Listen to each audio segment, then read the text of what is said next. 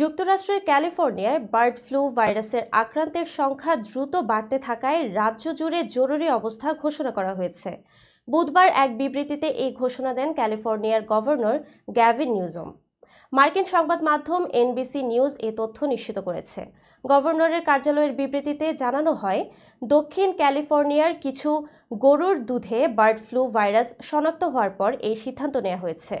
পাশাপাশি center for disease control and prevention লুইসিনিয়ার গুরুতর বার্ড ফ্লু আক্রান্ত একজন রোগীর খবর নিশ্চিত করেছে।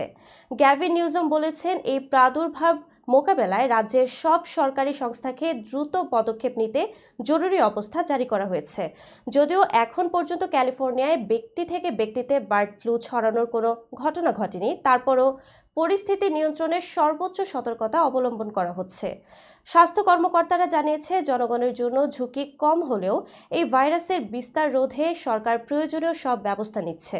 গভর্নর নিউজম আরও বলেন, জনস্বাস্থ্য সুরক্ষায় আমরা কোনো ঝুঁকি নিতে চাই না। ভাইরাস নিয়ন্ত্রণে প্রয়োজনীয় প্রতিরোধমূলক ব্যবস্থা চালিয়ে যাব।